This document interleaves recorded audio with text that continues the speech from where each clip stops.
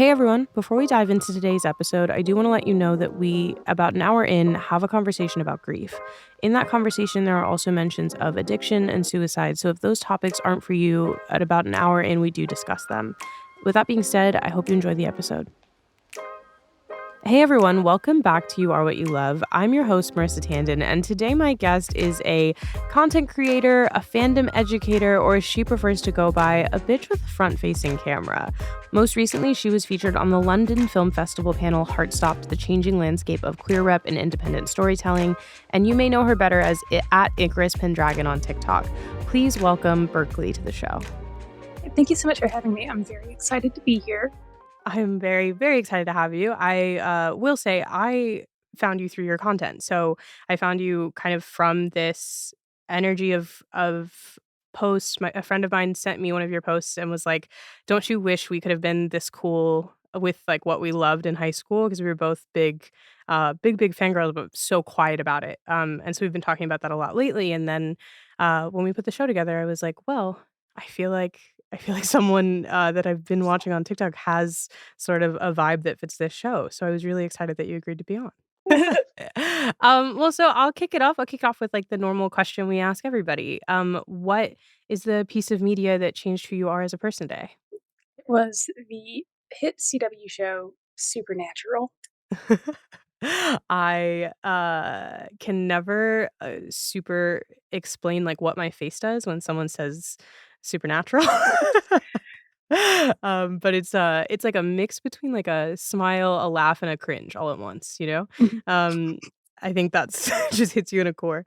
Well, so that show spanned literally 15 seasons, and I think technically because of COVID, 16 or 17 years of airing. So when do you remember the first time you saw Supernatural? Yeah, so it was 2013. We're talking like height of Super Hulock. I saw one too many gift sets of Misha Collins on Tumblr, and I said, "All right, let me see what all this is about." And it turns out I was a big old fan, and now I'm here today talking to you because of that show. So It sounds like you were already kind of seeing it through Tumblr, so you had an idea of the show from Tumblr. What did you think the show was about before you dived in? oh gosh. Okay, firstly, I would like to say that I thought Destiel was canon when I started the show because that's just how that's just how it was presented on Tumblr, and I was like, yeah, okay. I mean, surely if everybody is saying it, if everybody's talking about these two characters, and like I'd seen the gift sets, and I was like, oh yeah, they're together. We're in a clown nose. The jester hat is on. Um, so I was like, yeah, it's a show about these two brothers and their little angel boyfriend, or Dean's angel boyfriend, but like their angel friend. Um, and they just go around, saving people, hunting things. Sounds like an okay premise for a TV show. And it is an okay premise for a TV show. I will say It that worked out for you? yeah, it's a very much a TV show. Yeah, yeah. It's got a beginning, middle, and the end in, like, 42-minute episodes, so I Yeah, would call it absolutely. a TV show. Um, did you so, I guess for the uninitiated, Destiel is the ship name for 2 characters, Dean Winchester and Cassiel. Yes, Um, and I believe you mentioned one of them is an angel and, dressed like a tax accountant, so I think a holy tax accountant. Yeah. holy tax accountant. Did you start with, like, what was airing at the time? 'Cause I guess that would have been, like, season 4 in 2013? Oh no, season 4 was in 2008. I think they were on like season 9 or 10. No, it had to be season 9 because I watched season 10 air live. So did you start with what was on? Did you jump into season 9? No, I started season 1, Okay. uh, and I think I went through season 1 in like 3 or 4 days, Oh, uh, wow. which as a high school student, I think is particularly impressive. Because it was like I would come home and I would sit and I would watch, and then just like 8 hours later, I'd be like, "Okay, time to go to bed," and I'd do it all over again the next day. And so I went through those seasons real quick. Yeah. Um, and then we get to season 4, episode 1, Lazarus Rising, and I'm watching it, and I am just enchanted. I'm Yeah. enraptured with everything, and it's about 3.5 ish minutes before the end of the episode, and we're at this random barn in Illinois, and an angel of the Lord appeared unto Dean Winchester, and he was terrified. And watching Cass walk through those barn doors literally Yeah. like rearranged my DNA, I think. Like So 15-year-old me didn't know it at the time, but I was watching that and I was like, this is gonna like fundamentally change who I am as a person, isn't it? And it did. It did.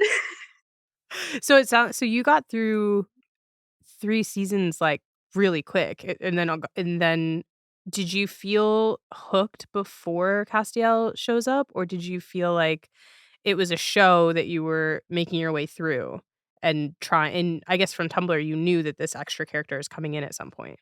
It was a little bit of both. It was, I was enjoying it, but I was like, all right, when's the little angel show up? Because I don't Yeah. know why out of like the three, because everybody has, you're either a Sam girl, a Dean girl, or a Cass girl. I don't know Yeah. why without having ever watched the show, I was like, yep, no, I'm a Cass girly. Like that's the one for me. So I had my mind made up before I started watching, and Yeah. so like I enjoyed the first three seasons. I still really love the first three seasons. The first 5 seasons, the Mhm. Kripke era of Supernatural, my beloved. Yes. Um, so good. So good. So I am so curious when you were going through prior to that moment is such a big deal for like Dean's character overall, and you understand. I just rewatched 401, knowing that we would talk about it, and it's been years since I watched that episode. Because for me, I watched Supernatural starting like my freshman year of high school, which would have been 2008, 2009. And obviously I from that would have had to have caught up on like I still think I was catching up on like 2 or 3 seasons before I got to when it was airing. By that point I was so firmly a Dean girl and I cared so much about Dean. And so at that point, it's such a big moment for Dean's character and what he kind of believes in himself. And I think Castiel even says, like, you don't think you deserve to be saved. So did you feel like your connection to Cass had anything to do with kind of what you were going through at the time? Or like that episode, I think is just so powerful. I think recently in watching it, because I've watched that episode at least once a day, every single day since the end of May. Oh, wow. Um, yeah, it's like a big comfort thing for me right now. But I think like when I was watching it for the first time, see, at my core, I am a Dean girl, which is why I am a Cass girl. um, so like seeing just the like self-loathing, Mm, that Dean has, and seeing this, celestial being come in and be like, "Oh, buddy, listen, like you're fine, like you're a great dude, yeah. like stop, like stop, the self-hatred and self-deprecation and what have you." And I like looking back now, I can realize how significant that was, because I was riddled with self-esteem issues, because like what 15-year-old girl isn't, especially if Yeah. she's been like outcasted for being a little too weird. Um, Yeah. and I think that was another thing too, is that like uh, I am neurodivergent, and I didn't know that until like a couple of years ago.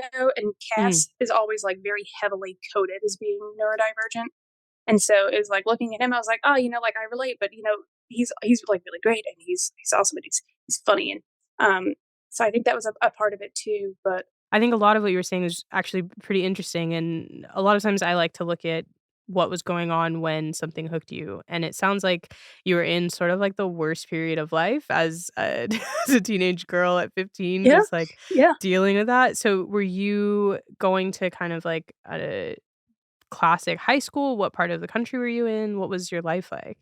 Okay, so I am from and am currently in Alabama. Mhm. And so I went to public school, like a bigger public school, not like big, but like by Alabama standards. Like I graduated with 200 people. For Alabama, that's pretty sizable. And so I,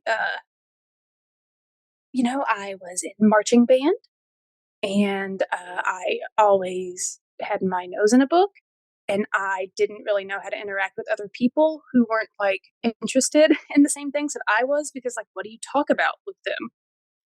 And I've always been very intense, and I've always believed a little bit differently than a lot of my peers, especially like in this area.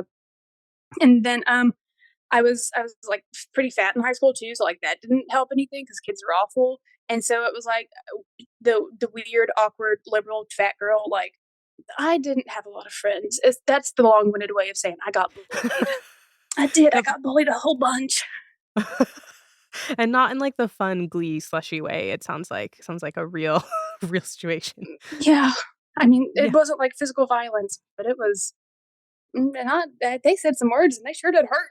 Yeah, I'm always fascinated by people who say, like, "Words can't hurt me, what you say." You know that dumb saying that everyone used to say? Like, what is it?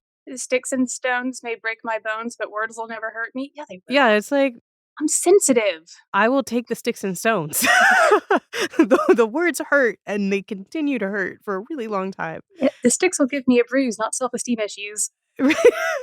Yeah, it's like, one of them is, it'll heal, and the other one will stay with you forever. Yeah, the other one I'm working through in therapy still. So Yeah, still yeah, still in those little dark moments, you can still hear them. yeah, Imagine that. crazy how that works. Yeah, wild. So it does sound like kinda I mean, do you remember you said you read a lot. Were you Mhm. reading a lot of, like, genre? Or are you reading were you too smart for your own good? Were you already through all the classics? What was the vibe? I was the advanced reader, right? That Mm, takes like whatever the test they made you take to like figure out your reading comprehension level. And so, like when I was in the 6th grade, I had a college reading level, and so it was like I read anything that I could get my hands on. It was a lot of fantasy, and so I was like really into like the classics for yeah. like young adults. So Harry Potter, Percy Jackson, the Hunger Games. The Hunger Games is actually how I first encountered fanfic. Mm, And, just like Divergent, all those like very popular YA series at the time, I was like really, really into. And my classmates were also reading them, but they weren't as into it as I was. And I couldn't understand why. I was like, what do you mean you guys don't think about this constantly? You don't have any yeah. questions? You don't think like, well, what if the character did this instead? Or like, what if this happened? Or like, imagine that. Like, y'all don't think about that 24/7? It doesn't keep you up at night? It didn't for them, apparently.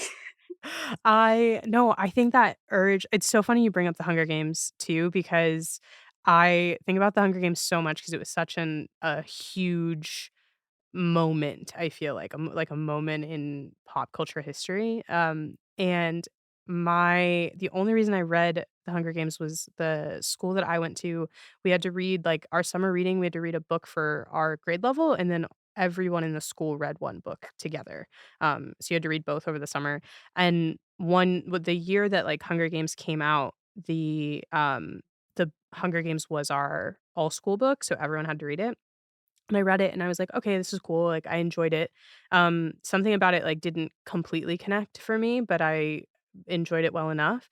And then then our school made us do, an all-day Hunger Games. Like, we competed, like because it was 7th through 12th, we had everybody was a district, and we had to compete, and our headmaster dressed up as President Snow, and I remember sitting there and being like, "I feel like you guys missed the point of the book." Yeah. Like like, we did, actual, field games, like, it was supposed to be a fun day, but I was like, I feel like we were missing the point here." This book literally has children murdering other children, and you want us to LARP that right now? Yep, pretty much, yep, but I think that, all-consuming thing that you're talking about, like, don't you think about this nonstop, and people are like, "No, I just read the book and I moved on." That has always blown my mind, um, and there is something about not being able to find someone who connects in that same way, where it's like all day, every day, this should be the thing going through your mind. So you did say, like, The Hunger Games was the first fan fiction you came in contact with. So I would Mhm. love to hear about I am so interested in people's introduction into fandom and, like, finding out that fan fiction's a thing that you can read. So how did you get there and what was that like? Oh gosh, it was like I had read the entire series, at that point, and I don't know what led me to think that this was something that I could do, but I had been thinking about, like I didn't realize that I had, like, little plot bunnies in my head, but I I had a million what ifs, and I was like, well, I Mm. bet even if like none of my like classmates have what ifs, I bet other people do. And so I went to Google. This is like Mhm. 2011. So I sit down at my mom's computer and I type in stories about the Hunger Games. That Mm. takes me to fanfiction.net. And I was like, oh, this is this this is the holy grail. Like Yeah. this is phenomenal. Like people aren't talking about this, and what, and that's like how I completely missed it. Like you're not supposed to talk about fandom or fanfic, like especially back then. Yeah. But I was like, how did I not know about this before? Like this is incredible. And so I spent literally all weekend reading fanfic, and I didn't know what I was looking at. I didn't know what I was looking for. I didn't know how any of it worked. It was just like I literally went down the list Mhm. of like what had been, most recently published or updated, and I read every single thing that I could. And I remember like not knowing how to save stories to find later, because I realized pretty early that they were like episodic. Yeah. um, and so I had a piece of notebook paper and I was writing down the URLs so that I could Oh, go back no. later and Oh, that's the cutest thing I've ever heard. uh, and so it's like I discovered this on a weekend on like a Saturday, and then Monday I get back to school and I was like, "Have you guys heard of like this is a thing that you can do? Did you know that?" And they were like, "That's so cool." um, and I also lacked a lot of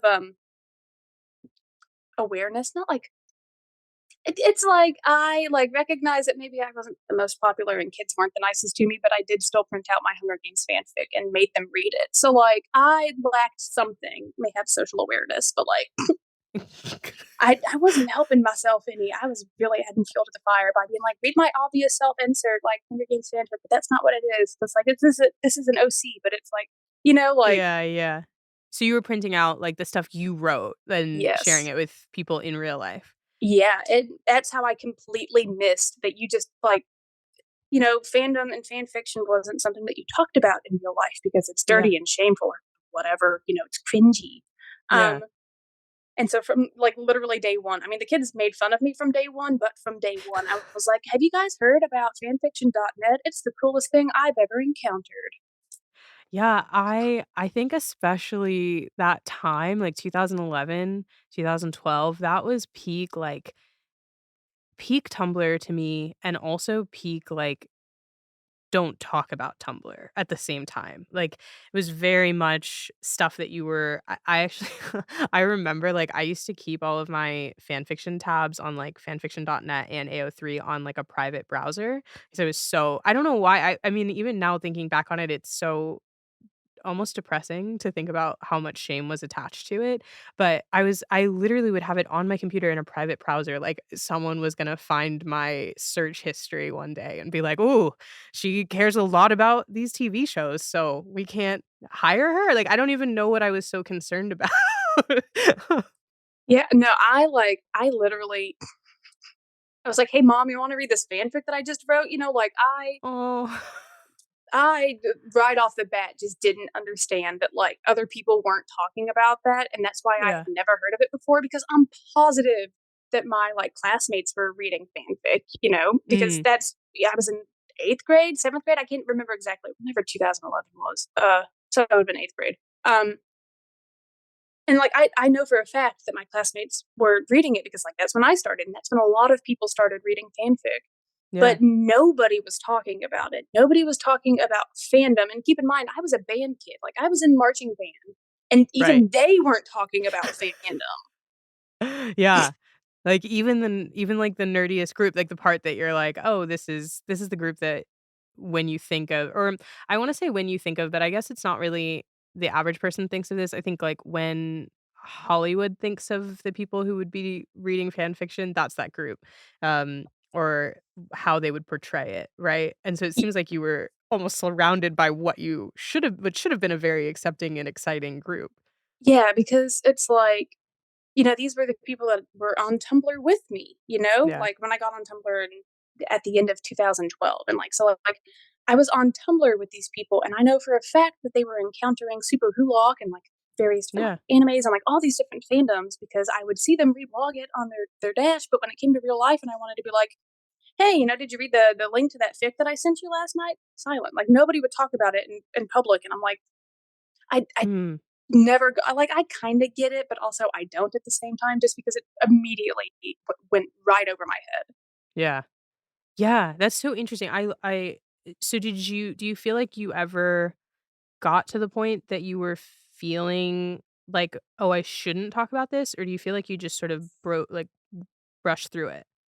Um, I did get to a point where I was like, "Okay, maybe I need to, like, not do this anymore, just, like, at all." Okay. Um, so I graduated high school in 2015 and I went to college. And I was like, this is a great chance to reinvent myself because nobody has to know that like I've perpetually been the weird girl, like the Yeah. and not like weird in a cute and quirky way. Like I was meowing unironically. So like um and so I was like, this is my chance to like, you know, not get bullied. And so Yeah. because of that, I was like, and I was an English major too, and so I was like, I can't be reading fanfic. That's not academic. Yeah. And I remember like because I was an English major, and I was like trying to, like I was trying to be pretentious. Like, let's be honest, Yeah. or like impressive or whatever. And so people would be like, "Who's your favorite author?" And I would say Kurt Vonnegut. And you want to know why I picked Kurt Vonnegut? Because I read in a fanfic one time that Dean Winchester's favorite author was Kurt Vonnegut, and like canonically, it's backed up. Yeah. And so I said that my favorite author. I read so much Kurt Vonnegut, like at the tender age of like 16, because Yeah. when I read it in that fanfic, I was like, okay, well now I have to read everything that Kurt Vonnegut's ever written, and I was like stumbling through because that's not something you can really read at 16 without any help. Um, and That so is, I will confess to you, also the reason that I read Slaughterhouse-Five. I wanna say that it was, like, the same fan fiction, but I feel like that was, like, a pretty accepted idea. Like, I feel like it came up quite a bit as a like headcanon, that's and then fanon. yeah, yeah, it is. But yeah, definitely, I'm there with you. Yeah. And so, but like, even then, it was like, I was not letting myself read fanfic. I like literally quit watching Supernatural. I was like, I'm not this person anymore. But I was, Yeah, obviously.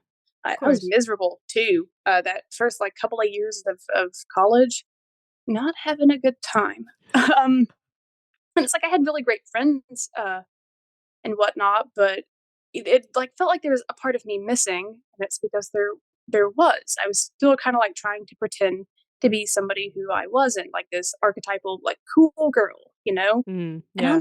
I'm not built like that. I'm simply not. Um, and then uh, some not great things happened, and my mental health like took a nosedive, and I it's not funny. I'm just like trying to think like the most gentle way to put this because I'm typically very like blunt in saying it. So I got a little silly, accidentally got addicted to cocaine, and then No, um, you're right, it's not funny, but it is a fun way to say it. yeah, so that like happened. Like have always had issues with addiction, which I think makes sense for like why I am so intense about fandom and fanfic. I'm just redirecting that addiction to something that's far healthier. Um, But I was like drinking a whole bunch, like doing like hard drugs. And then one day I was in like a silly little goofy mood because I was going through withdrawals and like trying to jump off a bridge or whatever. And when the cops caught me, they took me to inpatient. And then when I got out of inpatient, I was like, you know what? If I can't do cocaine anymore, I'm going to read fanfic again. And here I am. And so, like I said, once I got out of inpatient, I Yeah. because I wasn't, going out and partying anymore like I had been, I was like, well, I need something to occupy my time. So I got, back on Tumblr and back into fandom. But I think I'm trying to like think about like what my reintroduction to fandom was. I'm pretty sure it was Avatar: The Last Airbender. Oh, Um, interesting. which has like that is like I know I'm talking about Supernatural right now and how much it changed my life, but Avatar: The Last Airbender is my favorite TV show. It's like because I watched it, as it aired as a child, and so it's in a similar vein to Supernatural, very nostalgic, very sentimental to me, and it's just very important to me in general. Yeah, just getting back into fandom that way, and then like revisiting a lot of the old fanfics that I had read. So like An Exercise in Worthless is my favorite fanfic of all time, and it's a supernatural fanfic. And like going back and rereading that and remembering just how much I enjoyed fanfic and like devouring all of these Avatar: The Last Airbender fanfics and Hunger Games fanfics, and like I think I even dipped my toe into Twilight fanfic. 'cause I missed that completely when I read the book series. Stranger Things fanfic too, which in 2017, 2018, far different from what it is today, I will say. Yeah. And so, yeah, I just, like, slowly but surely got back into it, and then COVID hit, and I was like, golly gee, I sure am sad being locked in my house all day every day except to go to work where I'm yelled at by the general public because this is a Starbucks and they need their coffee even though I am quite literally risking my life to get this to you right now. And so, like, I just started reading fanfic literally all of the time because my husband was gone for like 11 hours a day Mhm. and I only worked for like 4 of what he was gone. And so I spent so much time alone and I wasn't actually really alone, like looking back at it now because I had all of these comfort characters and these fictional characters to keep me company. Yeah. Yeah, I think something out listening to you talk about kind of the times that fandom came into your life and was important is it sounds like it's always in a moment where you were feeling particularly lonely or working through something. And I think there's something really powerful in fandom that people don't necessarily understand, where it is kind of this thing where you connect while there's something else going on that it can help you keep your mind off of or keep yourself Mhm, safe or those things. And I'm kind of curious for you. Like I know for me, um, like I read a lot of it in high school, and even though I had friends who were willing to like text about it and talk about it and share fanfic, like it was at a time when we were all sort of emotionally distressed, and it helped feel better to be able to say like, here's this thing that I'm obsessing over mhm. because I don't have to think about something else while I'm obsessing over this. Um, and then similarly, like getting back into it lately, dealing with kind of something else that you don't want to talk about or deal with or feel about, and fandom just kind of has this comfort level to it that I don't think people really understand. Do you feel like that is part of kind of why you gravitate towards it? Fandom is like at its core about community. Um, and I'm realizing that more and more with each day that fandom just it's community. It's a subculture, which means that it's like a community. And I think the reason that like it's like yeah, my first I guess encounter with fandom would have been with the Hunger Games in 2011, but that was just fanfic, and like you can't really separate the two; they are intrinsically tied. But it wasn't until 2013 on Tumblr with Supernatural that I encountered true blue fandom as we think about it. Mm, And in encountering that space online, I was like, "Oh, okay, so people do like me. They do wanna talk to me. I am important, and I do have, like, important things to say."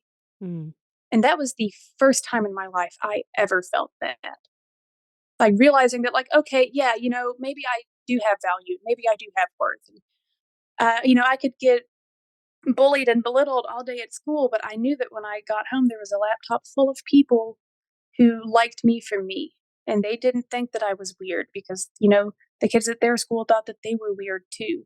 And that was, I mean, like, obviously it was life changing for me because, like, I was able to start feeling a little better about just who I was. And I wasn't, like, as ashamed of just who I was as a person, like, not even like fanfic or fandom related, just who I was at my core, like my personality. yeah.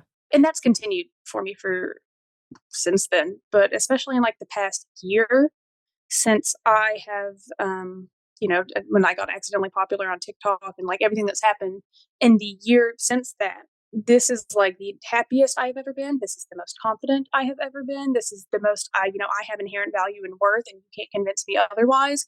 I have ever been, and it is quite literally all because of fandom. See, I really love hearing people talk about how much fandom can do for them because I think so much of it, depending on what era of sort of life you were coming up in, fandom has always been this space that you had to seek out. And once you found it, I feel like people find a sort of home in it. Um, and like you're saying, it's almost it's an impossibility to fake it in fandom. Like, you have to be who you are. You're not going to sit there and reblog a whole bunch of stuff from a show that you thought was dumb or that you're not gonna try to seem cool, when it comes to fandom. You're really gonna express who you are, and I think there's something so addictive about it in a very different way than you would normally think about certain things. Like, people talk about Instagram and Twitter being addicting because you get that sort of serotonin hit when people think like, "Oh, you're so hot," or "You're so like, what a queen slaying it out there." And you're like, "Yeah, okay, like, yeah, that photo that I took 400 hours to like pose exactly the way I wanted to, and I still hated how I looked, and posted it," and you get sort of your little serotonin hit from that. But I think I remember like posting fan fiction and getting the emails from fanfiction.net or AO3 later on of, like, people commenting on it or leaving you kudos or bookmarks or being like, "When is the next piece coming out?" And that felt so much different. That felt, like, actually addicting, where it was, like you're saying, it's about the person that you are, the true person that you are, and someone really not only really wanting to, like, connect with that or enjoy it, but also being like, "I want more." Like, I actually when will you give me more of yourself? Yeah, no, I mean, I think that's exactly it because fandom, like, the thing about fandom is that it's participatory culture, which means that, like, even if you're just lurking, you're still involved. Yeah. And I think that there are so many things in life that it's just like, just watch it happen, or it happens to you. And fandom is one of those things where it's like it happens with you Mm, and it happens for you because I think, it's one of those things where it's like you can curate your experience to be exactly what you want it to be, Because one of my favorite things about the internet is that, like, if I don't like what somebody's posting, I can just block them and then I don't have to see it ever again. And like that is something that you do you do not get in real life. And so you really get to like cater and curate your experience to be whatever you want it to be. yeah. Um, and I just think that's like really fulfilling. Yeah. Yeah, I think it would be nice if you could block real life, like, if you if you could have been like, it's not working for me, please, depart." But I think you're right, like, it is something that you can just properly curate into this space that feels safe and right for you. I would love to talk about, you said, like, Supernatural was the first time you really experienced that, and getting into it and diving in so intensely. I think there's something interesting about you knowing there's a character coming up that feels like, even though you haven't seen it, is gonna be the character for you. When you started watching Supernatural, did you go straight into participating in the fandom? Did it take you a minute to start writing fanfic, or how did you get into that sort of wave? How did you go from watching a little GIF set and being like, "I think that guy's gonna be for me," to being like, it is, and everybody has to know." Oh gosh, I think literally probably like a couple of episodes in, Mm, I was like, okay, well now I know where this gift set comes from. Now I get where this picture comes from because like I was in the trenches of Super Who Lock Tumblr. which is a dangerous place to be. It was, and like I always branded myself as a Super Who Lockian Yeah, because like I did watch Sherlock. It wasn't supernatural to me though. yeah. Like everybody, nobody was like, I like all three of them equally. Mm, Like you no. didn't. You had the favorite child. Mine was obviously supernatural because I couldn't even get through Doctor Who. But like Ooh. people don't have to know that. I tried so hard. It absolutely was not for me. But it's I think like immediately, pretty much after I started watching the show, I was like, okay, I can start reblogging these pictures and like these, text posts about it because like I get it. Like I'm a part of this now. Um, and I don't know when I like started writing fanfic for it. I could probably look on my AO3. Actually, I'm gonna look on my AO3 and tell you. Okay, so this is saying, I started the show towards the end of 2013, and this says, I posted a fic on April 17th of 2014, a little one shot for Supernatural. So I guess that would have been around the time. Yeah, so 2014 is when I started writing fanfic for it. Yeah. Was it, Destiel, just off the bat? Oh, it was. It absolutely, yeah. To go back to kinda like that 2013 space, something you said earlier that I thought, was really interesting and nice was that you felt connected to sort of the way Castiel was coded as neurodivergent, without knowing that about yourself.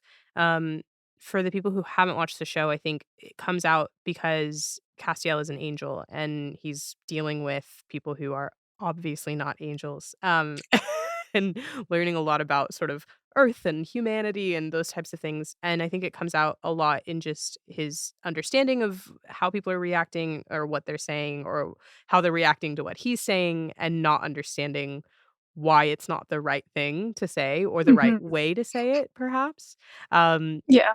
did you feel um did you feel like that was something that gave you maybe language to talk about how you were feeling about yourself or like how you were connecting to people that way? I wouldn't say that, like, it gave me the language necessarily because I still didn't understand that he was, like, neurodivergent coded, Yeah. and I don't know if that was intentional, probably not, it was probably just like a, "Hey, this guy's from heaven, and he's meeting humans for the first time, and he, doesn't know how to interact with them," which, like, I can relate to, except I'm not from heaven, I am a human, I just don't know how to interact with other people. Um, and so but, like, seeing that, on a screen and being like, "Oh, well, it's funny when he does it," Mhm. did make me feel a little bit better about myself, Mm. um, and just being like, "Okay, well, maybe people think it's at least a little funny, like, if I don't understand that reference or, my people skills are rusty," and just, stuff just anything like that. Cass had some great little clips and one-liners Yeah. because his lack of understanding of humanity writ large, God, I love him so much. I love him so much. Yeah, I think something that was cool about that character is it never really felt like they were laughing at him. Like it was humor was born out of how he was behaving, but it didn't feel mean-spirited. Like I never felt like Dean or Sam or anyone else. They gave him a lot of sideways looks like, "Dude, what are you saying?" But it wasn't like, "Oh, you're a what a dorky little angel who doesn't know how to connect." It felt familial and enjoyable. Mhm. I think also, again, like, 401 is so fresh to me because I literally just watched it last night, um, but there's this, like, thing the first time Dean and Cass actually talk, like, when Cass actually walks through the barn and after he puts Bobby to sleep, Ugh. there's this moment where, like, Cass apologizes for the earlier moments for people who haven't seen the episode earlier in the I can episode. recite Yeah. it right here, right now. Yeah, Like, why I don't we have the entire barn scene memorized. Oh, which do love that, and if I misquote, please correct me. But he says, he apologizes for, like, the earlier moments where, like, he blows out the windows, Dean's been raised from hell and is trying to figure it out why, and he apologizes for basically what happened. He may not say the words, "I'm sorry," but, like, he does kind of go, "Yeah, like, it was all those moments of people, getting their eyes burned out or the windows blowing out. Mhm. That was me." And he says, like, a few special people are able to perceive my true form, and I thought you were one of those. My bad. Yeah, he Basically. says, gosh, it's like Cass reveals that he's an angel to Dean, and Dean goes, "Some angel you are, you burned out that poor woman's eyes." And then Cass says, "Oh goodness, I warned her not to spy on my true form. It can be overwhelming to humans, and so can my real voice, but you already knew that." And Dean says, "You mean the gas station and the motel, that was you talking." And Cass nods his head. Dean goes, "Buddy, next time lower the volume." Cass says, "That was my mistake. Certain people, special people, can perceive my true visage. I thought you would be one of them. I was wrong." And then Dean says, "And what visage are you in now? Huh? What, holy tax accountant?" And that's how we get the him looking like a Tax tax accountant. accountant thing. Yeah. I'm gonna stop myself there because it's that was a relevant bit. It was, I appreciate it though because I think the text itself, as we, learned in film school, you have to really close read all the way through. So, um, no, but I think something that struck me for some reason watching it this time and then listening to you talk about kind of your connection to Cass in that way, I thought there was something that I didn't catch before, which was I thought you were special. I guess you're not, but we can keep kind of moving forward anyway. Like I'll kind of lessen my being to be able to talk to you. And I kind of didn't realize like the first thing Cass does is like neg Dean. He's like, I thought you were the hottie, but you're just kind of average and I guess we'll keep talking. Is there do you feel like that's like a weird space or also maybe like something that puts Cass obviously he's an angel of the Lord and all of that, but like puts Cass, even though he's the weird guy to some degree, above. Like if you don't get the weirdness, that's fine, but I'll bring myself down to your level and that Mhm. makes it feel less like punching down with that character. Yeah, I think what a lot of people just have forgotten over time is that, like, season 4 Cass, he's, like, meant to be, like, scary and intimidating, Yeah. and he doesn't get some of that awkwardness until, like, towards the end of the 4th season, beginning of the 5th season, and he just kinda, like, gets more awkward from there, Mm, just as he, like, learns more about humanity and learns just how little he actually knows. Um, but it's really interesting to see, like, how it's almost like a him and Dean are enemies kind of thing, especially for the first, like, few episodes, yeah. because at one point in time in, the 2nd episode of season 4, Cass says, "I pulled you out of hell, I can put you back in." Mm, And so, like, it's just he's, like, meant to be, like, really intimidating, and some of that it's not exactly awkwardness, he's just, like, unsettling because, he doesn't blink a whole bunch, and it's just like, has a staring problem, like, canonically, there's just, like, a whole bunch of staring yeah. going on. Um, and so, like, I feel like we are meant to be, like, unnerved and a bit unsettled by Cass, especially since we don't really know his, intent Mhm. and, like, whose side he is actually on, especially as the season, progresses. But I don't I just think it's really interesting to see, like, how he started off as this, like, strange and unsettling character, and then by the end, he's, like, beloved because he's awkward and dorky and kinda, like, snarky and just, you know Yeah.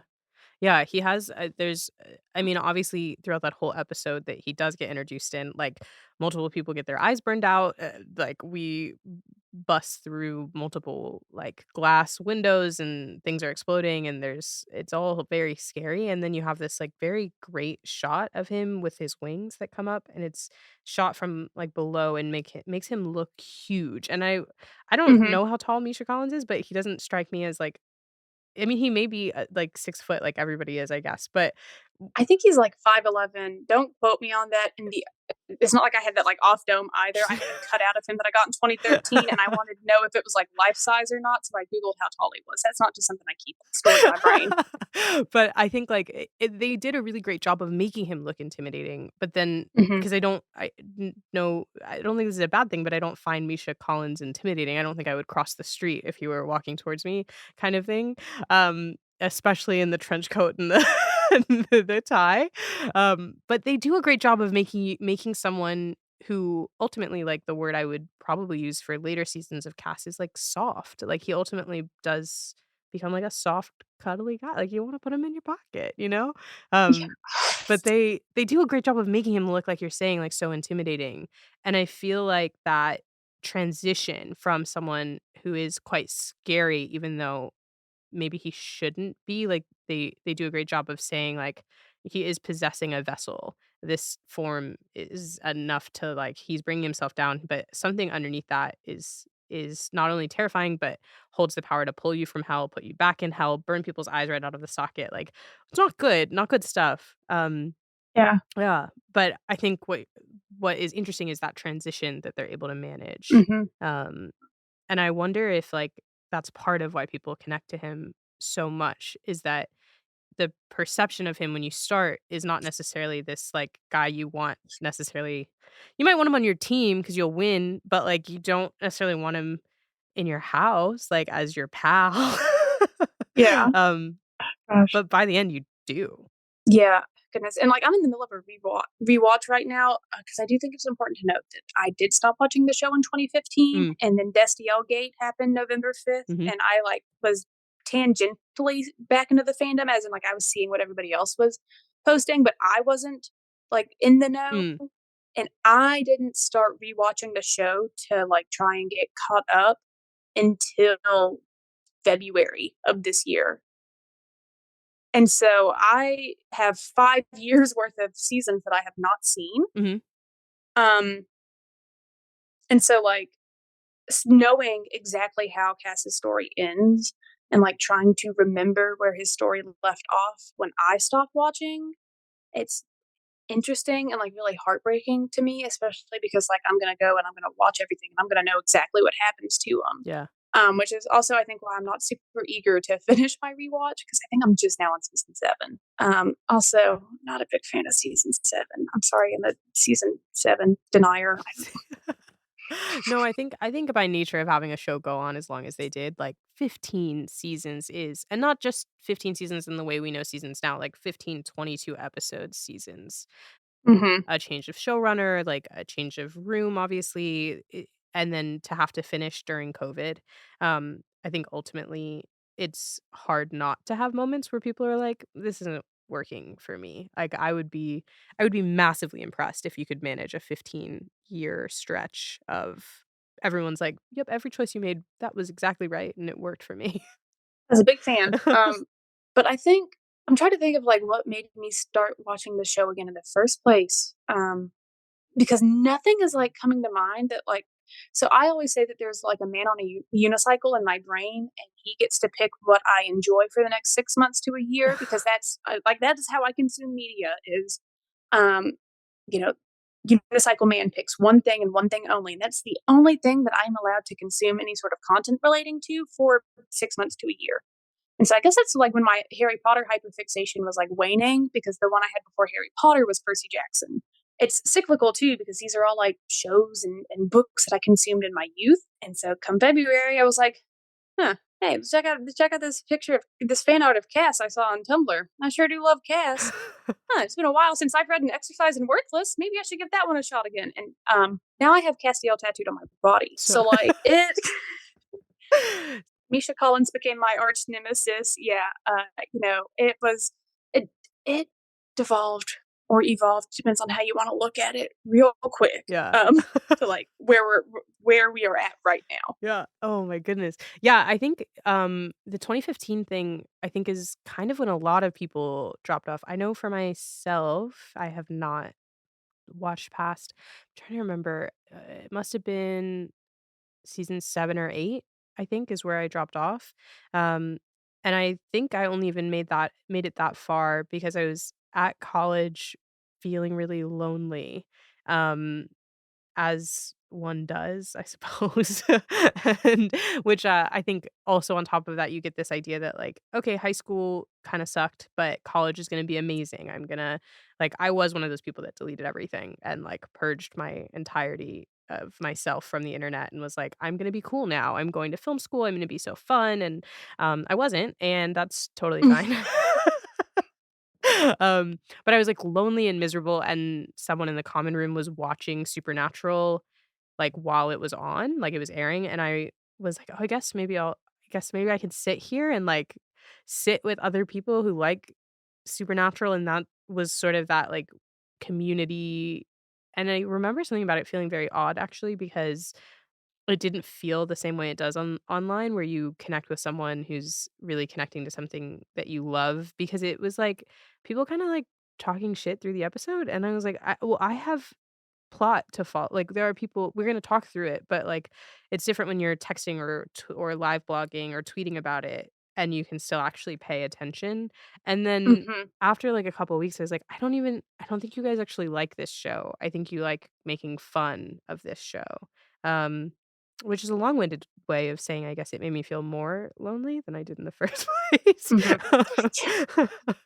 But, but yeah, um I think people kind of did drop off, like, a lot of people dropped off around that time, and I think that blow up of it going canon, is what Brought so many people back, back. yeah, everyone was like, "Wait, you did the thing that we wanted you to do?" Like, you did it? And you did a shit job at it. Yeah. Now it's like fix it, fix galore. Yeah. Um, because I know the Destiel, I know that on AO3, the Destiel, like, relationship tag, Mhm. over 100,000 fics, which makes Wow. it one of the biggest, if not the biggest, pairing on AO3. Yeah, because it's well, Fix It Fic is just I think we've talked about Fix It Fic on this show before, but I think, that urge to say, "I loved this show so much, I loved these people so much, and you messed it up. The only thing I can do is fix it or read someone else who fixed it,"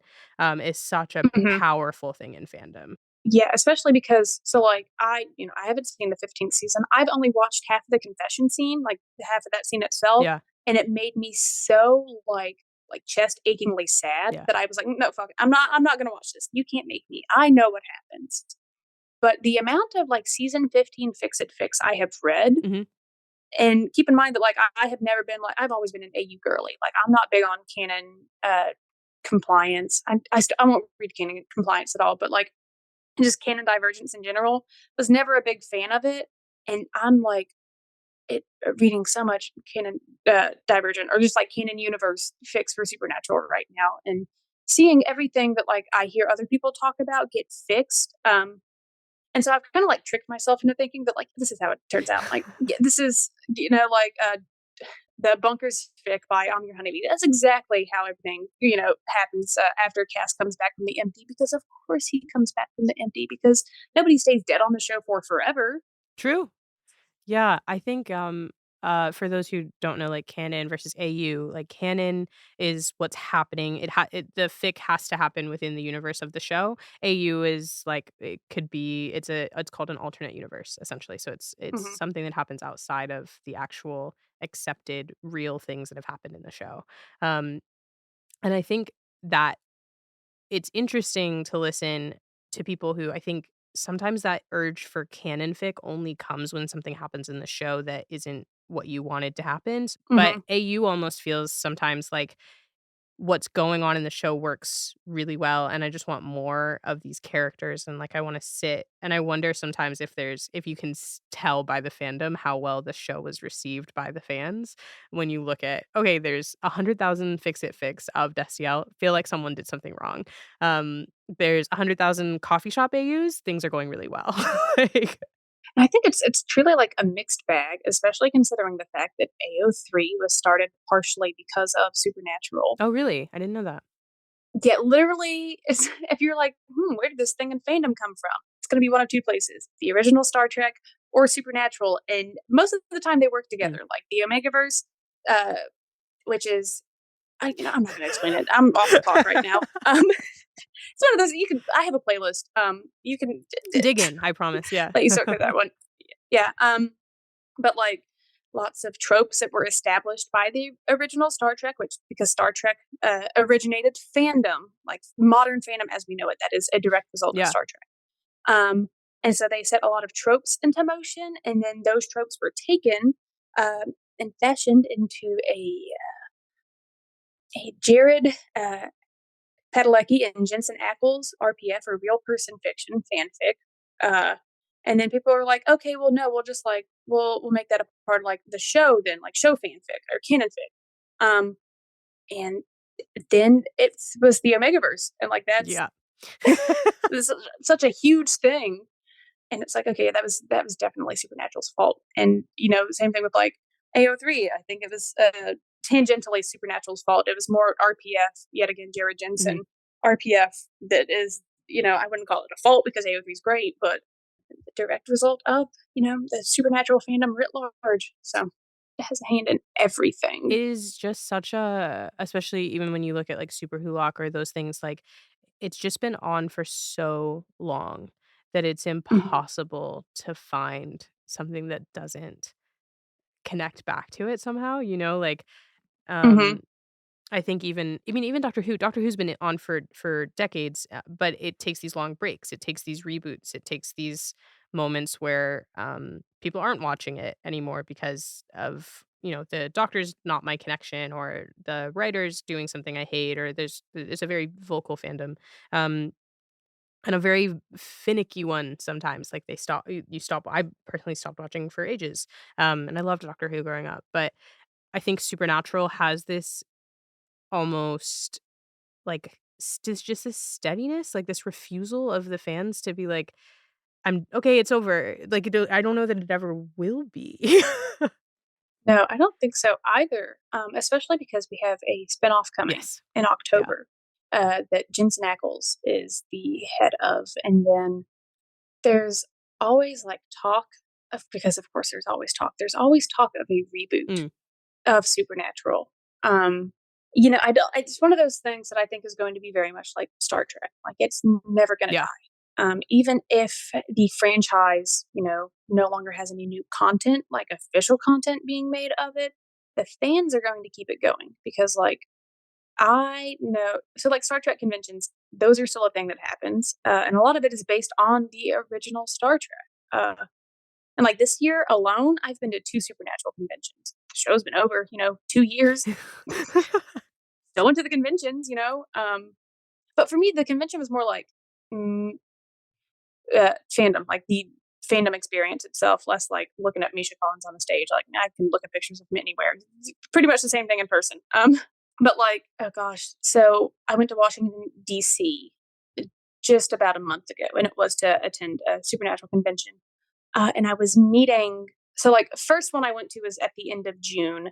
And it was the end of the Misha Apocalypse 2.0, which, if you don't know, that is where in 2014 I got a signed holiday card from Misha Collins, and it was important to me because I'm sentimental, and I think we've established like the show is important to me. And it went through like everything that happened from me to 2014 until 2022. And so like it saw, me graduate high school, me start college, me, had the not great things that happened to me in college, like the drug addiction, the attempt, the rehabilitation from all of that, like me getting married and buying a house and all of that. And then it was like the end of April, and I was looking at this card and I was like, oh my God, I've had this for so long that his signature's faded off.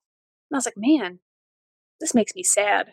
And so I made a video talking about, I just thought it was funny that like I was literally on the verge of tears and being like, is his signature faded off? And I don't, and I should have known because this is the internet, right? He immediately started getting tagged so many times. And I was like, oh, this is sweet. Like, you guys are so nice trying to get me a new card. And then I was like, well, what if I leaned into this and just tried to, like, what's the worst that can happen? He just won't acknowledge me at all. He's a celebrity. I'm anticipating that anyway. And so it was like a week of him getting tagged in literally every single video I made, and people going to his videos and being like, hey, you need to like acknowledge her.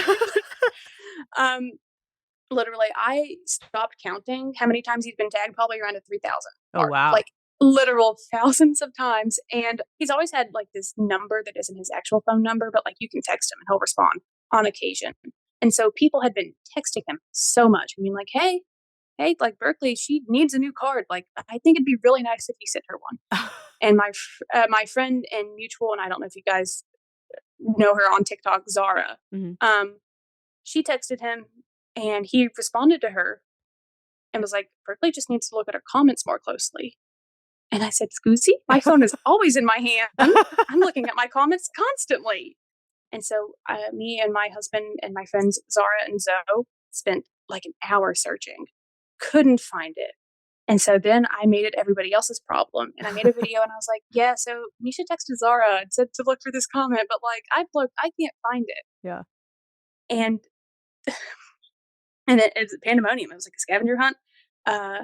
Like hundreds of thousands of people were involved helping me look for this comment, because at that point I texted him and I was like, I can't find it, but like I guess I'll keep on looking for it. And he'd text me and be like, you find my comment yet? I haven't. And so I got digitally waterboarded by Misha Collins for 57 days. And then I met him in Orlando at a supernatural convention there. And I had a meet and greet. And I was like, the whole purpose of the meet and greet was for me to be able to ask him. And so I said, hello, Misha Collins, that comment you said you left. I need to know more about that, please. And he just pulled out his phone and showed me a screenshot. He's like, I don't know why TikTok wouldn't let me post it, but here it was. And I was like, this is so anticlimactic. I've traveled 12 hours to be here. just to see it. We've been volleying off of each other back and forth for, nearly 2 months now. I've declared myself your arch nemesis. You have agreed with me that you are my arch nemesis. Like, we've made this the internet's problem. And I thought I was going to have to wheedle it out of him. Yeah. Like, I absolutely did not. He immediately was like, here's the screenshots. It's like, I proved it. So. Yes. But, yeah, so that's what I did for Orlando convention, for Supernatural convention, is like I was going to meet, Zara and a couple of other friends that I'd made in fandom since May, because that's when I got really, really back into the fandom for Supernatural because of, Misha Apocalypse. It was like that happened April 29th, and then the Winchester's trailer dropped, and I was losing my mind about it on Twitter. And somebody that followed me was like, hey, can I add you to my group chat? We're also losing our minds over here. And I was like, yeah, please let me lose my mind with you. And then like 3 days after that, my brother died. And I was like, uh-oh, grief. I sure do need a distraction from this. And so I just like really threw myself into the whole fandom thing, particularly the whole Supernatural fandom thing. And like, that's how I ended up going to Orlando. And that's how I ended up going to DC so soon after that. And all of this to say that my favorite memory from both of those conventions combined is sitting in the hotel room with my friends that I'd made in fandom Mm, and watching Lazarus Rising together, which is season 4, episode 1, right?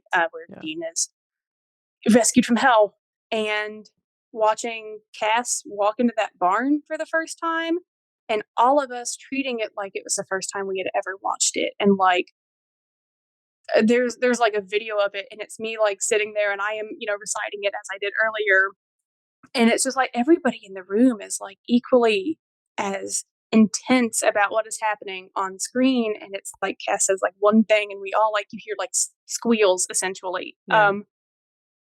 And that moment was just so special to me because that's what I dreamed of when I was like 14 and Mm, 15. I dreamed of like meeting my internet friends and being able to spend time together in person talking about this thing that brought us all together that means so much to us, because at like that level the show is more than just a show to you. yeah. um and so meeting with and spending all this time with these people that had like maybe similar backgrounds to me, or completely different backgrounds to me, but the show meant something to them for this reason or that reason, but having that commonality and that this show is really really important to us. Mhm. that that was like I said, that was like literally a dream come true for me. Like that was my favorite memory from since I've gotten back into this fandom, Yeah. was being able to meet these people um that were like my internet friends, because I've always had internet friends. Yeah. Um and I'd never got to meet any of them until like a month ago. I saw that video, I feel like, and I remember watching it and thinking, like, what a powerful thing to get to share something that means so much to you with people who get exactly why it does. Um, and it's something that I just think is really unfortunately rare. But I think it's really like what you're describing of this kind of feeling of like so much of your life coming, like almost like a decade of your life, I would say. It sounds like Hmm. coming to a head in this moment of you actually are looking at and we should talk a little bit about kind of like how fandom is uh given you this sort of platform and getting to kind of enjoy that. And you talked a little bit about with that with Misha Collins, but or Misha Apocalypse, but it's like you've described all these really cool moments of getting back into it or having it, videos go viral on TikTok and getting to ultimately meet the actor who played this character that meant so much to you growing up. And the part that means the most to you has nothing to do with sort of the fanfare of it all, the celebrity of it all. It comes down to the connections that you've made of people seeing you. Yeah. Because so a big part of I think why I am, like I said earlier, my brother died um May 23rd Mm. of this year, and so I am, what are we, less than like a, I can't do math. Yeah, we're like 3.5 months removed from that happening. Yeah. And so the grief is still very, very fresh. And um when when he passed, I posted a video um because it was my birthday.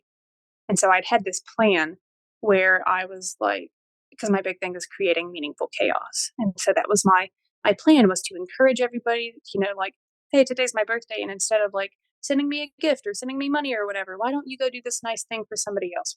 Give money to like this charity or like this nonprofit or whatever. And I was going to do the same thing, and I was like, okay, so maybe I'm not going to do that today.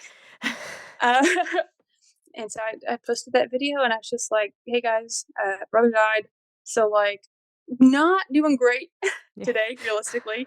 But like, if you want, I have these charities in my bio, in my link tree in my bio, and I think it'd be really neat if you donated to them."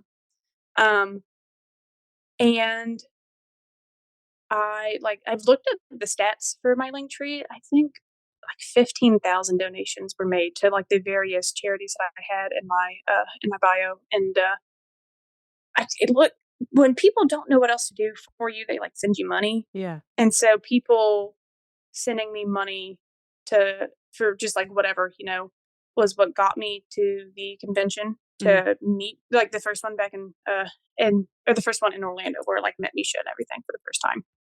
And that convention was special to me, not because it was like me meeting Misha Collins, who is the man who defined my adolescence, like defined my life realistically. Like, if you want to just call it how it is, Mhm. because if it weren't for him playing Cass and for Cass being, Tumblr's sweetheart and me getting sucked into that, I wouldn't have started the show and like yada yada. Yeah. Um, but like that weekend was the first time that like I'd felt joy since my brother passed. Mm. And it was because of fandom. It was because of, and like I went with my husband. I didn't have any like I like met people that followed me there Yeah. and that like I knew just from being into fandom, but it's not like I was going there to meet anybody except for Misha Collins.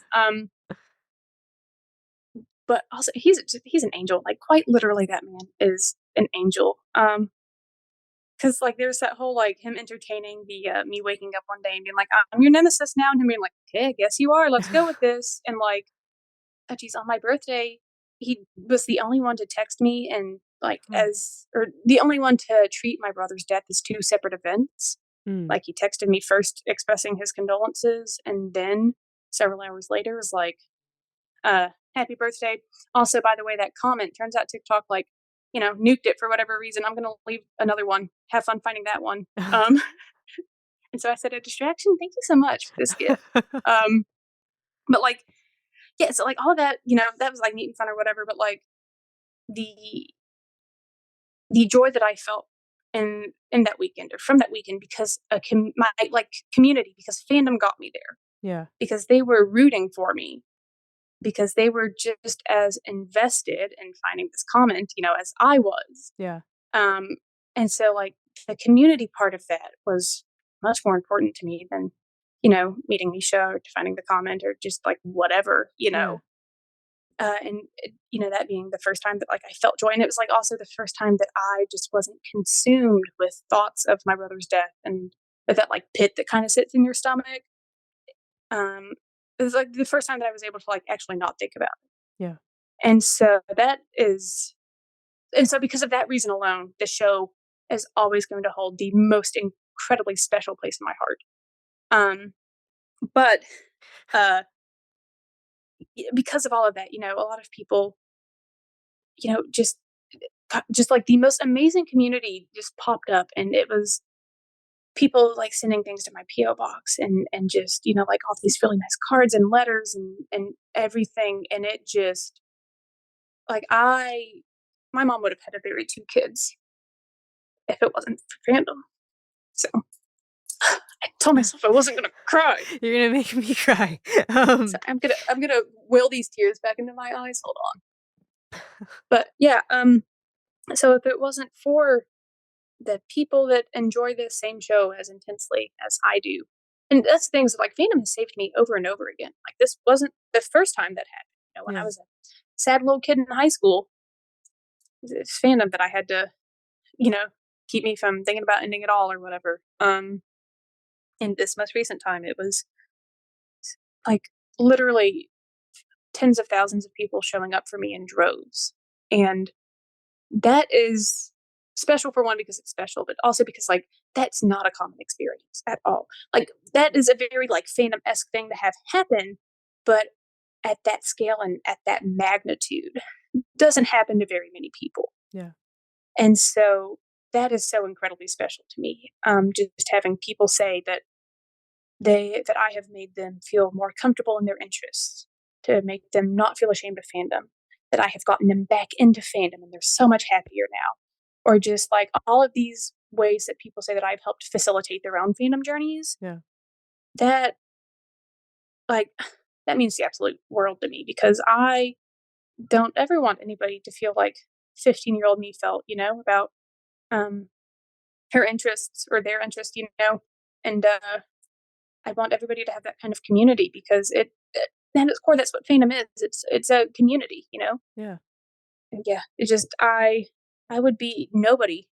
Quite literally, I wouldn't be anybody if it weren't for fandom. And especially this most recent round, I wouldn't. I would have drowned in my grief. Yeah.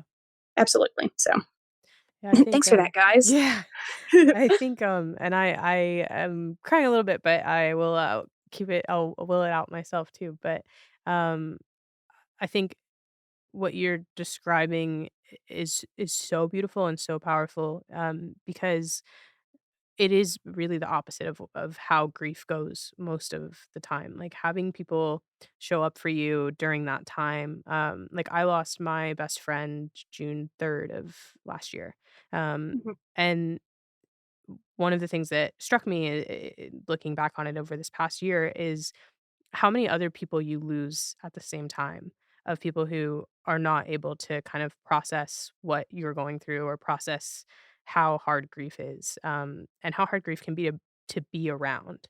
And I think fandom, not only giving you kind of something to focus on or somewhere to escape to, but to have a community that rallies around you in a way of sort of kind of the same thing you talked about originally, of it giving you, like, we want you here. We want you to succeed, and we want you to be a part of this, is something that I feel like more people need in their lives, whether that's from fandom or from something else, because it does give you that something to hold on to. It does give you that feeling of support that I think a lot of us are just missing all the time. Um, Mhm. and I just think it's just very powerful, and very beautiful, and I appreciate you sharing it. Thank you. I will say it has been interesting grieving publicly. Mm, I mean, of course, I feel like all grief to an extent is public. right. But I mean, very, very publicly grieved because it helped me to talk about it. To talk about, how I feel guilty over, you know, at the end of the day on the 23rd when my brother died, thinking, oh, I didn't get a birthday cake today. Like how guilty I felt over thinking that. And there was a lot of validation that I got from that, from people being like, no, that makes sense. You're human. Of course, that was a thought that you had, and just also knowing that, like, so because I wanted to create meaningful chaos, and I was very actively attempting to raise money for charity, and um, the fact that, and like that's something that I'm still doing, with what is what we've been calling Wormageddon, which is because, like, in my grief, I was like online shopping and I saw some worms on a string on like Amazon, and I said, yeah, those guys are funny, and I bought like 60 of them, and then I said, yeah, this gives me like a little dash of dopamine, so then I bought 1,600 of them, and then they got there, and I was like, I may have miscalculated a little. What am I supposed to do with all these worms? And then I told people, I was like, because I have literally like 1,600 of these. Yeah. If you want to like send me proof of a charitable donation, I'll send you a worm on a string. Mhm. Um, and so now I have worms on all 7 continents, Oh, wow. and I think we're at like 37 countries. We're at like $17,000 raised for charities all across the globe. Yeah. And so, like, knowing that even out of my grief, like a huge personal tragedy, that something so good can come out of it, Mm, or that just like the amount of people that I've had tell me that, like, them seeing my grief so publicly convinced them that, like, maybe they shouldn't do that to their families. mm, Um, and like because my brother, that was like a tidbit that I was missing. My brother did take his own life. He had PTSD. He just struggled, with his mental health, as a lot of us do. So that was like also really difficult to reconcile because that kind of death is like a whole different beast. But like, you know, raising several $1,000s for like charities, devoted to, just helping, with suicide prevention or with mental health help, or what have you. Just And that's because I have this community. That's because of fandom. Because I could have been, because I am your average person, but if I didn't have a platform based on fandom and community, mhm, I could have posted online and been like, "Hey guys, if you want to like spread the word about this, let me try and like make something good happen out of this." Um, but the fact that we were able to make so much good happen out of something that, for me personally, was so awful, and for the good to continue to happen, and like, oh gosh, somebody wrote me a letter and they sent it to my PO box, and they said that they were just astonished with my ability to look around and say, fuck this. If I can't find good, I'm going to create it. mm, And so I don't know. Just recently, I've really tried to take that to heart and just make fandom accessible to everybody in a space where everybody feels welcomed, because that was the first space that I ever felt welcomed. And so I know how important that is, especially considering the fact that, like, fandom's a beacon for people who have been othered, whether that be neurodivergency or just other mental illness, or being queer, uh, being disabled in any way, being a person of color, anything like that. Like fandom is a beacon for people who've been othered, and so making it accessible for people in a place where they feel like they are not only welcome, but they know that they are seen and valued and heard. It's really, really important to me. And so that's really what I'm trying to do is just make fandom a place where everybody knows they belong and where they don't have to feel ashamed, where they don't have to think that their interests and hobbies are cringe because cringe is dead and we killed it. Like who cares if you like this silly little show that started in 2005, you know? Yeah. Because, like, yeah, you may think that it's cringy or whatever, but it literally changed my life, you know? Yeah. Like, I have friends all across the globe because of this. And, you're going to say that I'm weird for liking it. That's cool. I'm weird for thinking that, or you're weird for, not having any hobbies and for being a miserable person. Like, get a hobby. I'm not even going to tell you to touch grass. Just like watch a TV show, maybe. Yeah.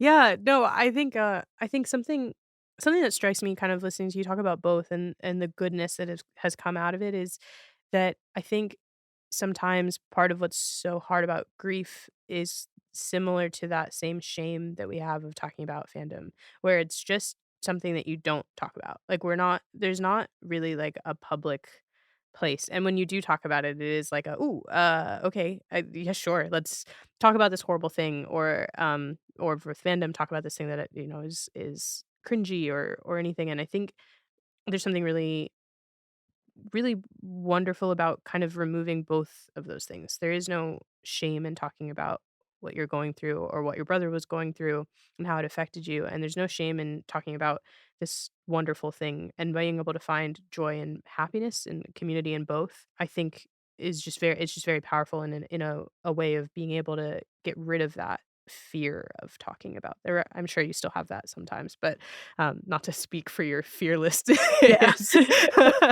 I'm sure you post everything you post without any concern that anyone's gonna see it, but, Yeah. but I think removing that shame and pulling that out, on both sides is something really beautiful, so, yeah. Uh, and I will say, so like, the culmination of my grief and fandom is, season 4, episode 1 of Supernatural, Lazarus Rising, and it's because, like, I said earlier that I watched it every single day since the end of May, Yeah. and, like, that's not an exaggeration. I'm not sleeping a whole bunch right now. We're working on it with my psychiatrist and my therapist because special little girls get to have 2 mental health professionals that they collaborate with. And, like, I literally, like, sleep maybe 2, 3 hours a night, something like that, and I've been doing that minus, like, some odd ones where my body just gave out from exhaustion, since my brother died. And so I, because my husband, went back to work a week after my brother died, and I didn't go back for, like, 3 weeks, Yeah. and I wasn't sleeping. I, like, shifted my way out into the living room so I wouldn't wake him up accidentally in my inability to sleep, and I, I remembered wanting to feel, like, nostalgia, Mm. to look at something or to watch something that was the same as it was before because, my life is now divided into 2 parts, the before and the after. Yeah. And the catalyst of that event is of course my brother's death. Not the event. The catalyst to that separation Yeah. is his death. And that show, Supernatural, it's the same thing that it was both in the before and in the after. Mm. Um, and I don't know why I started with season 4, episode 1. I think it's just one that, like, that's one of my favorite episodes already because that's when we meet Cass. And I remember watching it for the first time in a while and seeing Dean literally, like, claw his way out of the grave, Yeah. like, crawling from the grave. He clawed his way out of hell. I was like, "Oh, no. This is resonating with me, isn't it?" It is, and especially because I think, like, a few days later, I'd posted when somebody was like, "How are you doing, bestie?" And I was like, "Look at me in my eyes and ask me that question again if you think Yeah. I'm doing okay." I was like so I was like, "Yeah, I've watched Lazarus Rising every single day for the past 2 weeks. Like, what about it, though?" And they were like, "Oh, no, you're like Dean Winchester right now. You're also, clawing your way out of hell, but, like, keep going. You're gonna get out." And I was like, Mm. damn it, now you've planted a seed." Ugh. Um, Yeah. and so that is something that I I think about a lot actually, and so that's why I watch the show that still, or not the show, that particular episode every single night. It's like my signal to start winding down to, because it's like I'll put that on and then I'm like, okay, maybe now I can like get my couple of hours of sleep or whatever. Um, and so it just, that episode is just so important to me because of, he's making his way from the grave. Yeah. Um, Lazarus was, dead for 4 days, and he rose on that fourth day, and the show Dean is in hell for 4 months. Um, but also, if you want to get biblical with it, Lazarus has sisters, um, and they're Martha and Mary. And when Jesus arrives in Lazarus's town in the Bible, the sisters go and meet him. And I can't remember if it's Martha or Mary who says it, but one of them says, Jesus, if you had been there, my brother wouldn't have died. Mm. And it's how we get the shortest verse in the Bible, which is Jesus wept. And so thinking about that in like the context of the characters of Cass and of Dean and their characters and how much they mean to me and for what reasons they mean so much to me, and thinking about it in the terms of Lazarus. And also I'd read something that said, look at the skill and spirit with which I rise from that which resembles the grave but isn't. Mhm. And thinking about how like I too am in a grave right now. It's not a grave of my own making, but like I am in the grave with my brother, and I'm wondering, Jesus, if you had been there, my brother wouldn't have died, and like all of this different stuff, and that all is kind of like encapsulated in Yeah. Lazarus rising.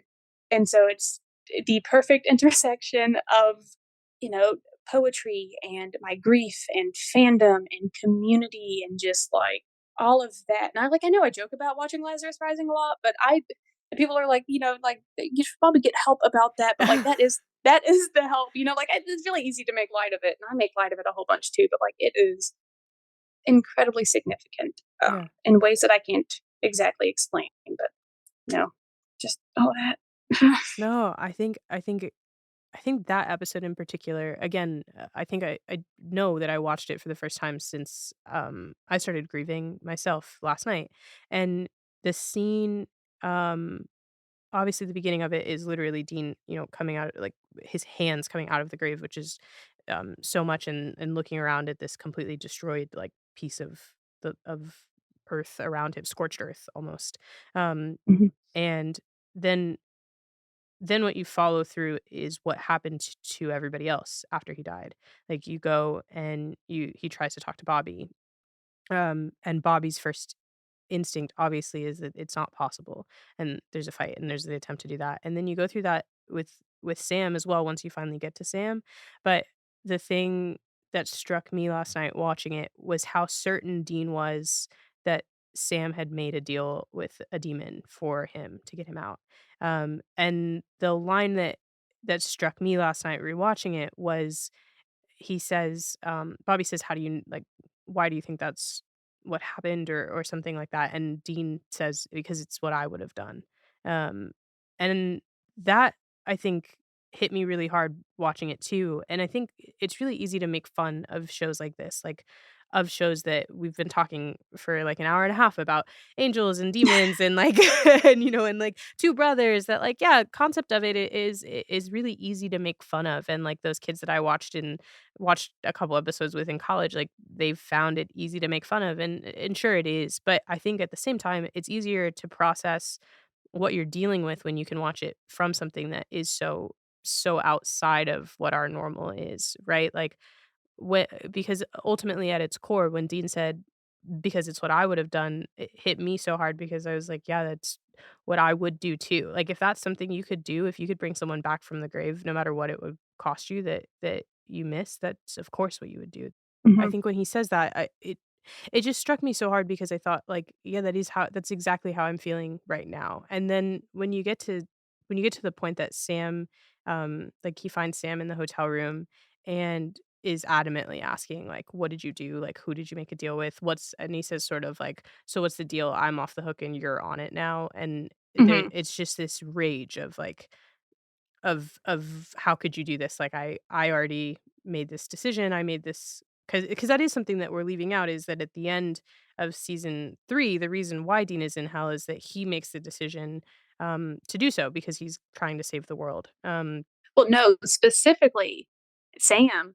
Sam is, like, actively dead, and Dean makes a deal with the demon and sells his soul, and typically, like, in the lore of the show, you get 10 years, and the demon was like, "No, you're a Winchester, you get 1, take it or leave it." Yeah. And so the premise of the 3rd season is them spending this year trying to figure out how to get Dean out of his deal, and they don't. Yeah. And so the start of the 4th season is being like, "All right, how did Dean get out of hell?" Yeah. And just everything that comes after that, but he specifically made the deal to save Sam. Yeah. And I think when you see Sam reacting to it, he and reacting to Dean's notion that you've made a deal and sort of swapped our fates. Um, the thing that kind of broke me watching it last night was when Sam says, "I tried and I'm sorry. Like it wasn't me and I'm sorry." Yeah, Um, he said, "You were there for months, Dean." yeah. Yeah, 'cause I rewatched it Yeah. last night. Surprise, surprise.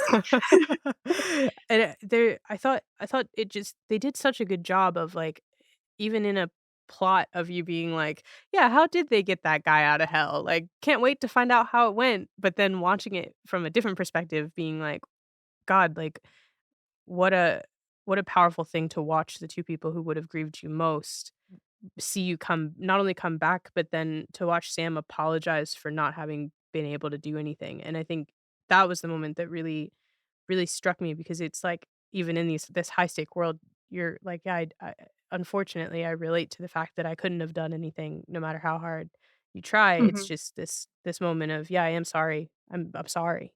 Um and I just yeah, I don't know. I thought it's funny watching stuff back that you watched as a teenager with, like, arguably far less problems in mhm. life, and then being like, "Oh, like, adults with real problems wrote this show."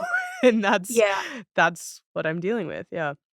Yeah, I will say, just, like, talking about that, so, like, you mentioned Bobby immediately being like, "Okay, this is a demon," or, like, "This is a revenant," or, like, "a ghost," or something like that, like, "This is not Dean." Yeah. And once Dean passes all the tests or whatever, and he's talking to Bobby, Bobby's house is, like, littered with liquor bottles, and so Dean picks one of them up and he goes, "What's up with, all this, Bobby? Your parents out of town or something?" Mhm.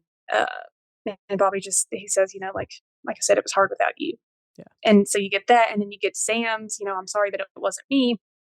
And then you get to the end of the episode, uh, and, you know, Dean's like the questioning why he goes, "Why would an angel rescue me from hell?" And Cass says, "Good things do happen, Dean." Dean says, "Not in my experience." And then Cass looks at him and goes, "What's the matter?" And then says, "You don't think you deserve to be saved."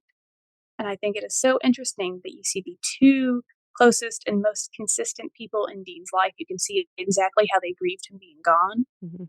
and the relief in him coming back. And he still doesn't think that he, had any value or that he has any value in being back and that he didn't deserve to to be back. Yeah. Heartbreaking. God, Dean Winchester. Yeah. Yeah.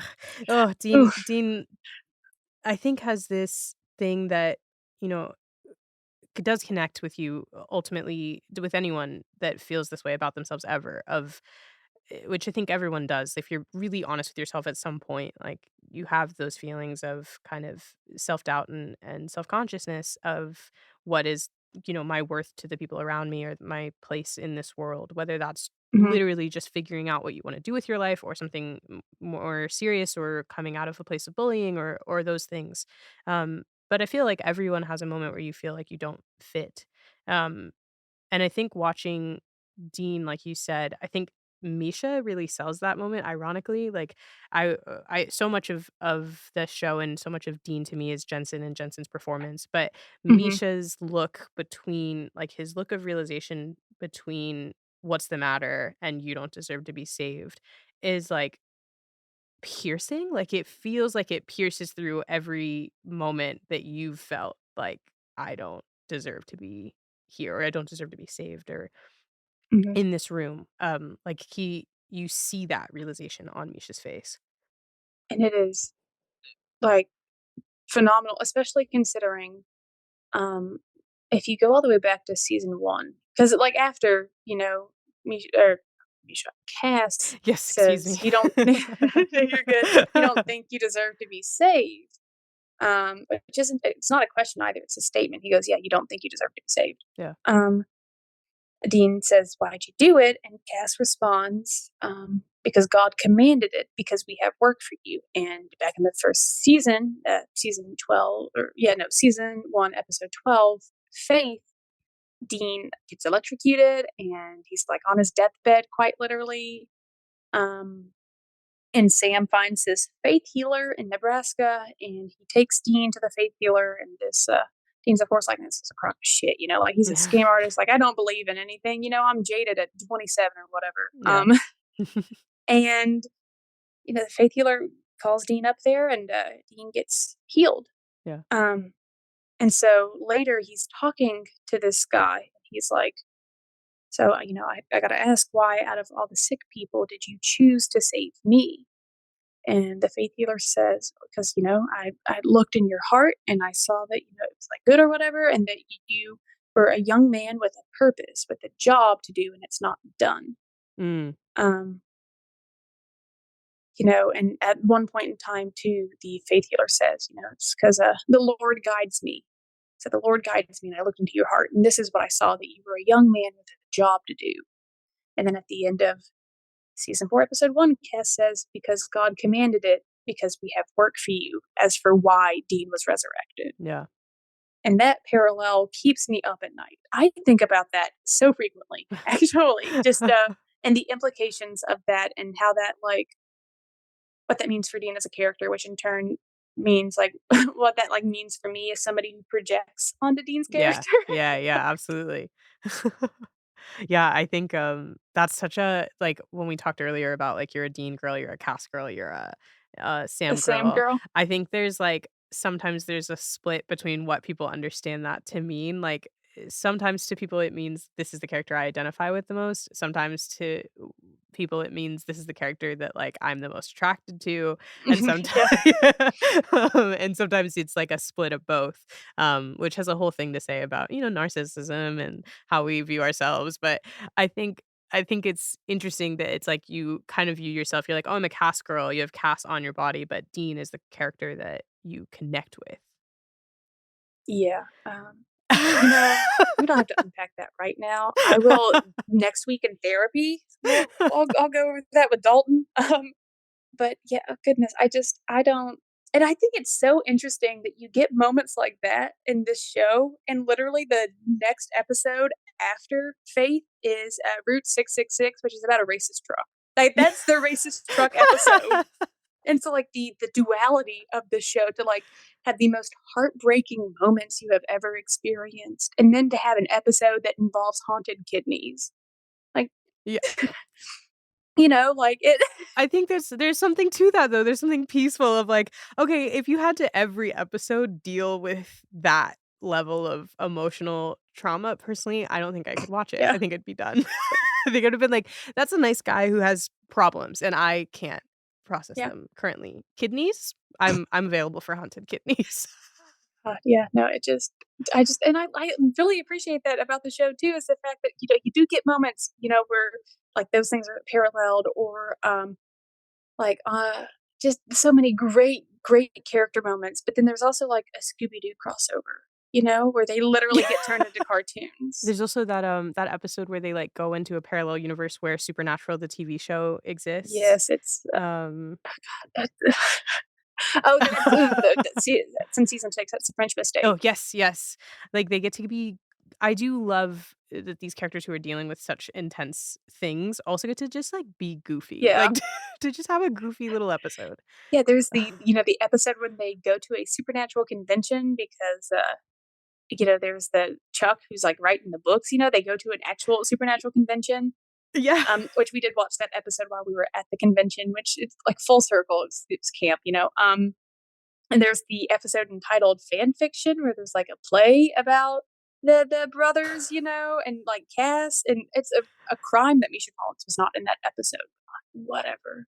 But, like, you get moments like that, you know, and but, like, also the most, like, heartbreaking and earth-shattering, like, seeing how much Dean hates himself and how much he continues to hate himself, and, like, seeing Cass's earnestness, and like seeing Sam's desire to like always do the right thing and to like just like genuinely want to help people, and like seeing how much they get shit on over and over and over again, but like still they have this like faith that, you know, maybe this time everything will turn out okay. Like, you know, we're going to do what we can while we can do it.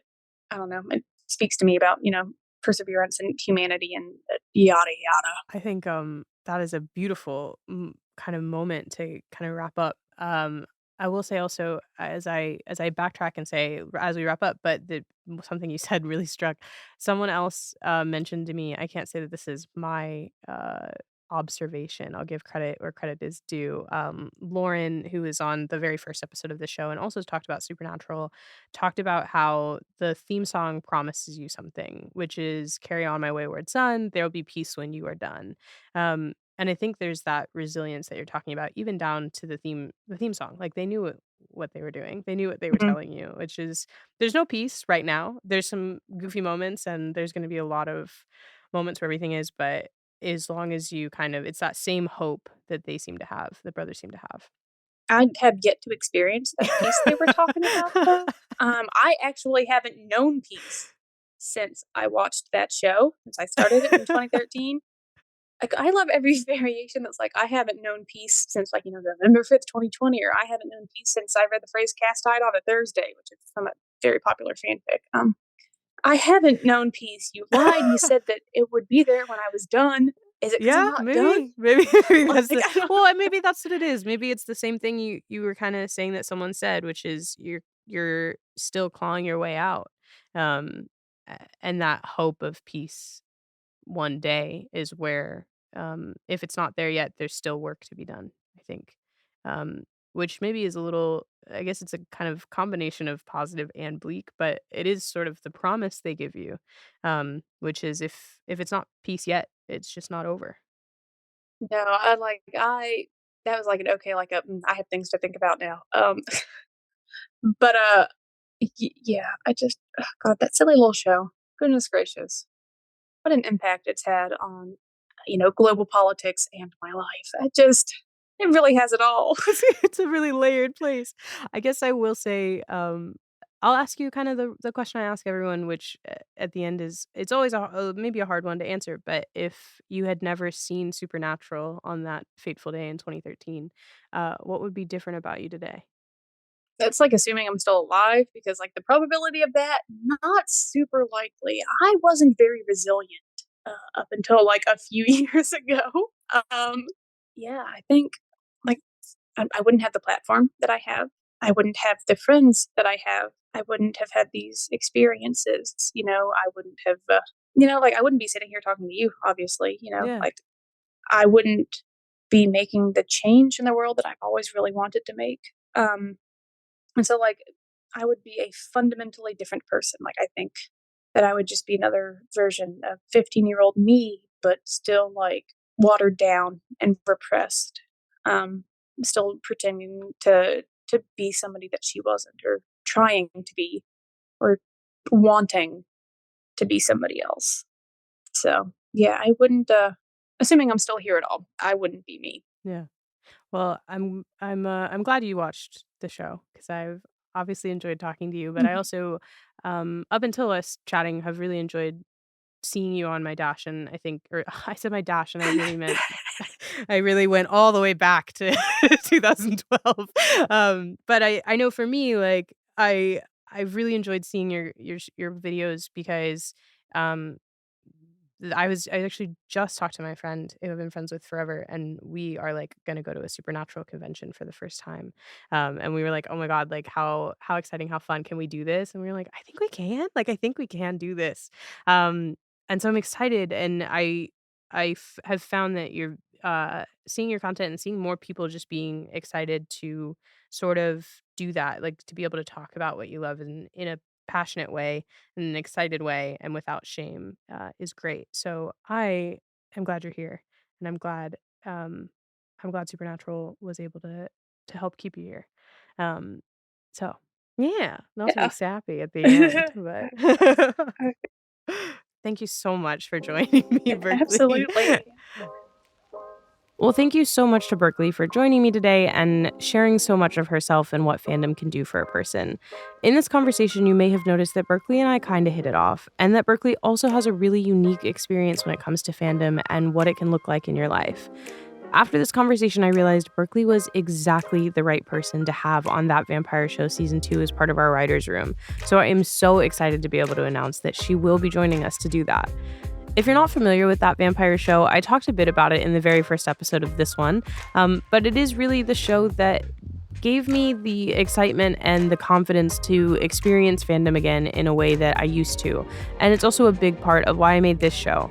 So I'm so excited to have these two worlds cross over together and to bring you guys another season of fandom-related content. We'll be back next Wednesday with Sarah Shachat, who will be talking about how The Lord of the Rings shaped the person that she is today. In between now and then, you can join me on our website and sign up for our newsletter at tandonproductions.com. If you'd like to let me know what you thought about the episode, you can also find me on all social media at Marissa Kumari. I look forward to hearing from you, and I can't wait to see you next week.